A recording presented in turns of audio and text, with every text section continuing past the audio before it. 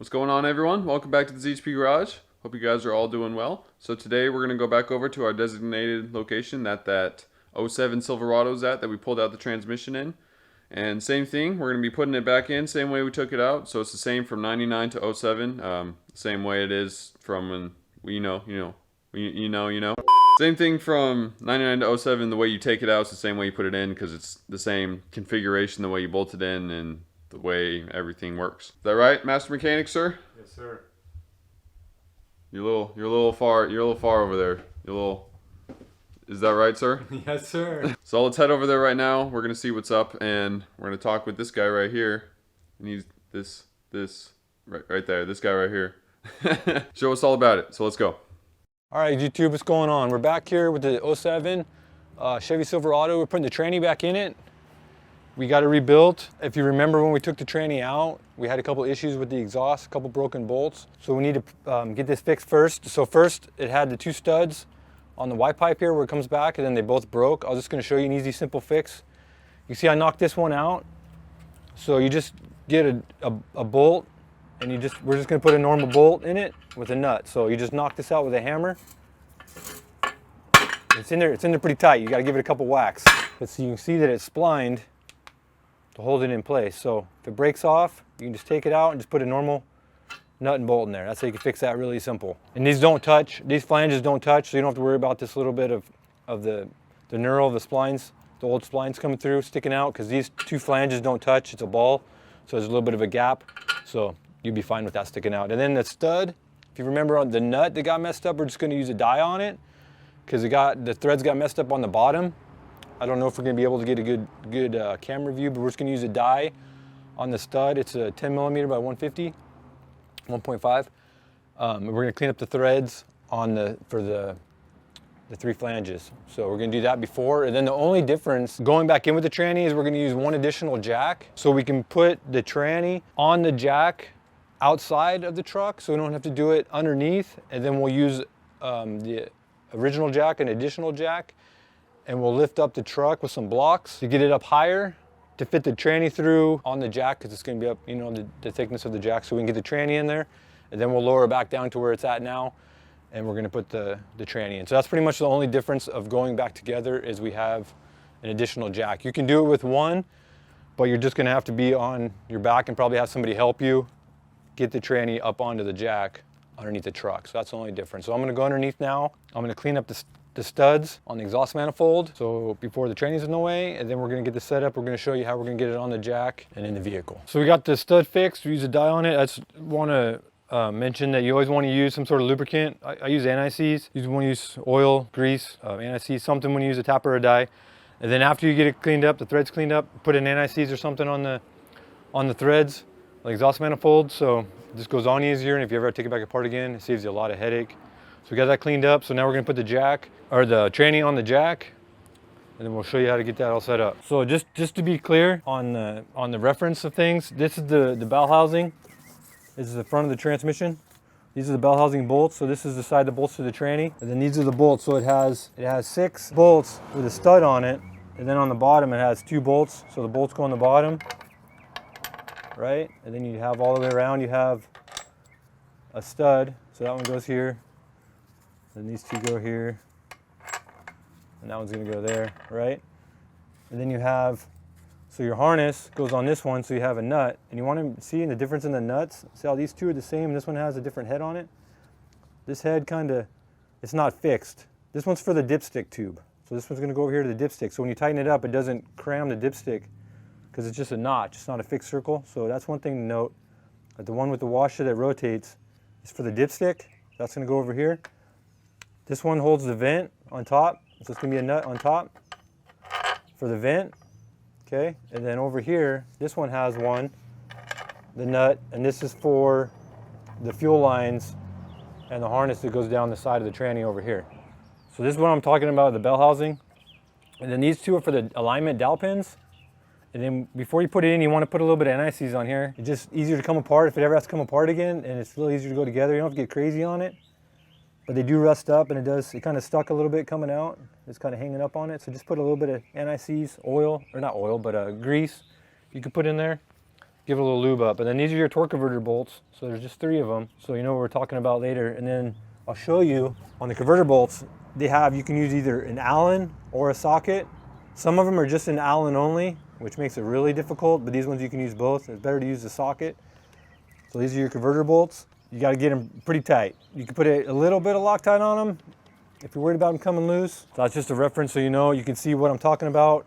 And on the video when I took it out, this is a torque converter. You want to be careful because of the alignment here in the center where it goes into the crankshaft will kind of hang up coming apart. So you want to reach up in here and make sure it's pushed back so it doesn't pull it out of the tranny as it's coming apart. But that's a reference to the other video. And then another thing before you get it going in is the clips that we took off for the tranny cooler lines. It's easier if you pop them back on now. So put your clips on, and it's easier if you put them in a direction. They're easy to put on now because they're out in the open, but you don't want to put them like up here in a random spot you can't get to them. So you kind of put them at an angle that you can pop them off later. So this one would probably be easier coming out the back here. So pop those guys on, because when you put the tranny cooler lines in, it's a flare, and you can just push them in and it expands it, and it'll lock in place. You hear them click. And then here's where your dipstick goes. Right here, slides in. This is your harness here. This controls all your shift solenoids, your turbine speed, the input speed sensor and everything, come through here. If you look at the other video of the tranny coming out and you can't really get a good vision of what we're talking about. So these are the clips on the tranny cooler. This is the bell housing, so just a little bit of an idea. So now we're gonna set it up on the jack and we're gonna put it in. I'm just gonna put it in. We're not gonna really go into detail of tightening up the bolts because we kind of showed it coming apart. And then you kind of want to look over your bolts to make sure there's not a whole bunch of buildup or anything on the threads, because doing it by hand, it makes it a lot easier to go back in.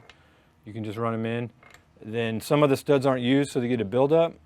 So just note where you put them at, if the stud's being used or not. This one down here doesn't have nothing on it, so I could put this one with all the grime on it down here, and then it doesn't matter if the stud, and then you want a clean one right here because that's where the dipstick goes. Just a little bit of information. So we're gonna get up on the jack now, get the truck jacked up, and we'll get it in here.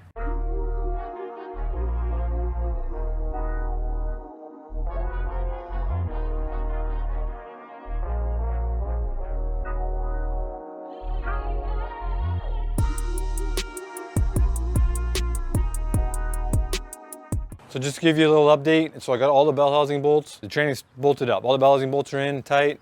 The dipstick's in. The 2 brackets and then the nuts that I showed you. The top one, it's a little bit of a bear. You gotta fight with it. Get all the way to the top of the bell housing, but we got all that. We got this little cover done.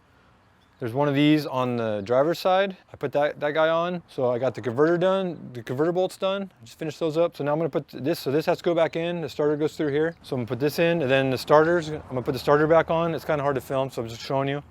And just a reference, the starter bolts have these little checkerboard on the bottom of the bolts. The bolts get mixed up, you don't know which one's which. The starter bolts are the 13 head. Got a little checkerboard on the bottom of them. So I'm gonna put the starter in now. I also, once I put the tranny in, I also plugged in the plug for the solenoids on the side, and I plugged in the shifter range switch on the driver's side. So that's plugged in too also. We're gonna put the starter in it. Once that's done, we're gonna do the exhaust. We'll get the crossmember put in this thing. So we're gonna do the starter. We're gonna move the jack wherever it ran off to. We're gonna put the jack from the front. We gotta get the tranny jacked up level or up higher. Then we'll put the tranny cooler lines in it. Then we'll put the heat shield. This goes on the passenger side. So we gotta get the tranny jacked up and level. We'll get both cooler lines put in. And then once the cooler lines are in, we can put the heat shield on the passenger side. All right, so you see me, got the heat shield put on it. Got the starter up in it. We got the harness plugged in on this side, the one that we showed earlier. We got the range switch plugged in. So now I think it'd be easier to put the transfer case in next. I put a rag in here just to keep it from dripping, moving it around to have a little fluid. So obviously take the rag out, make sure it's cleaned up, and then it has a gasket on here. The gasket was in good shape, so we're just gonna go ahead and use it.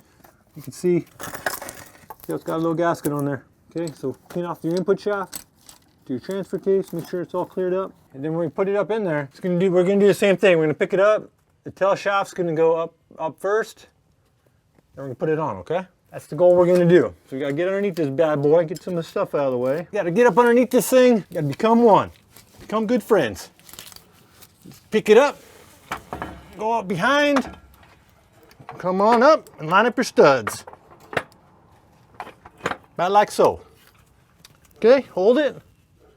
Put a nut on so it doesn't come back off. Then we're gonna tighten up all of our 6. On this side over here has a bracket. It holds this fuel line and everything on these two studs over here. So get all your nuts put on. It's easier if you leave the bracket off and do the top one first. You have a little more room to get to it. That's why we had to put the jack up the tranny, so it's up high enough so we can have room for the output shaft, the transfer case to fit up in there. So we got our transfer case all bolted up. Now we're going to do our harness here. We got our output speed sensor. Get that guy on. It's got a holder over here that holds the harness. We got our shift linkage. Just pops back on. Bada boom, bada bing. Want to make sure that your harness is not going to hit it later. That's for our O2 sensors for our exhaust. And then it has another one up top here on the transfer case. It's a position sensor, so it knows what range it's in when you put it in four-wheel drive. And now we're going to do our shifter for our transmission. So it's going to come over the top of the transfer case, zigzag it in between the four-wheel drive shifter and the harness. Got to snake it in. See how it's narrower here? You put that in first. Then you get your clip that holds your little alligator locks out on your shifter linkage. Slide that in. Then on transmission side, just pops on. Now we're going to put our mount back on. The mount can go either way. No direction. And we're going all the way by hand today because my little battery went dead. No power tools. Got our speed wrench here. Now we're going to put our exhaust in. But the exhaust isn't going to line up properly because the exhaust manifolds are going to sag down. So you want to get it at level. But we just need to move the block of wood. So we're probably going to turn it so it's sideways because this is going to be in the way probably. Well, maybe not. Let's try it. Let me get the exhaust, let me put the exhaust in now. So this side's got to go up first. So you get the cat's past, careful your O2 sensors. You get it in there close, and you got to pick this side up, snake it over there. There it goes. It's all going to flop all over the place until you get some stuff started. So here, what I was talking about earlier was the ball. So these don't touch, these two flanges. So like I said, when you knock that stud out that was messed up, so we can get these started, kind of holds it in place. So we're just going to put normal bolts in there like we showed, instead of the captured ones that wound up breaking, we had to knock out. So you got to get it up close here. You just want to get them just so it holds it together. Get both of these started. You want to concentrate on the front first. Got to use your other arm, hold the front of the exhaust up. So we got the exhaust put in it, all tightened up. Don't forget you got to reinstall the passenger O2 sensor. Put a little anti-seize on that when you put it back in. Then we got the cross member in it. Got the jack out of the way. We're doing the rear drive line now. And then we're going to do the front drive line. And then we need to add fluid to the transfer case. Kind of want to clean them up. Make sure you don't get any dirt in there. That's going to come loose later and loosen up. All right, we got both of our drive lines in. We got the front drive line, the rear drive line, exhaust, man, everything. It's almost done. So now we got to fill the transfer case back up. So we take out our filler plug. We remember that we left it just hand tight. Okay, so now we got transfer case fluid, but the size of the bottle is too small for the little hand pump. It won't fit in there. So we poured this fluid into an empty container with a bigger opening. So we're gonna pump transfer case fluid into our transfer case with our little pump. So put it in here. You gotta be careful because you can overfill it pushing the pump down in there. So I normally put this in the hole of the filler and I kind of work it down so it doesn't overflow. Then I'm able to get it all the way in there. And once you get it down a little bit, I don't think this one screws on this bottle. Oh, it does. No, it doesn't. So you can just hold the bottom. You want it coming out pretty much as like a drip. You want it to the filler, to the full line, all the way. Actually, technically, I think it's supposed to be like a hair under the fill line. Should take almost 2 quarts. So we filled it up and we just let it come down to pretty much a drip. Now we're just gonna put the fill plug in it, tighten it down. Just remember, don't get too crazy with it because these are just aluminum plugs and do aluminum case. So if you get them too tight, you start splitting the case and messing stuff up. They don't need to be that tight. Just get them down snug and just go maybe a turn or so more and just wipe it down. Now, last thing we need to do is put the hose back up for the vent, for the canister vent. We need to zip tie back up on top of the tranny. So we're gonna do that. Put this thing on the ground, fire it up and fill it full of fluid. So I got the front drive line in it. Now I got it all finished up. I'm gonna go ahead and lower it down. Got the jack stands out of the way. Then we're gonna put tranny fluid in it. So you always wanna check it running. So I'm gonna start it up, let it get the operating temperature. I'm gonna run it through the gears a couple times as it warms up. You want to go manually every gear.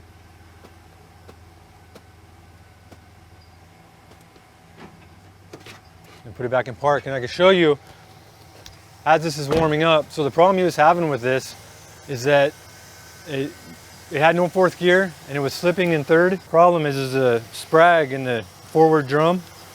This is normally a one-way sprag. You see it goes both ways. So it's just freewheeling. So the clutches that go onto this were stripped out. It must have bound up at one point, but this was a problem with this tranny. So we got it replaced, got it back in.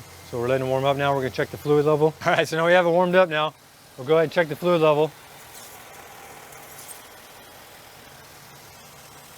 So we have it right a little over the bottom of the hot, which is good, because if you tow, I mean, the fluid's gonna get a little bit warmer, so it needs room to grow. So that's a good spot for it. Now that's at, it's at operating temperature. So we're gonna go ahead and get everything buttoned up. We're gonna go take it for a drive, make sure the tranny's working like it's supposed to. So when we got this thing, when you put it in drive, it would just freewheel. So now we put it in drive, goes into gear. So we're gonna take it around the block, see how this thing cruises.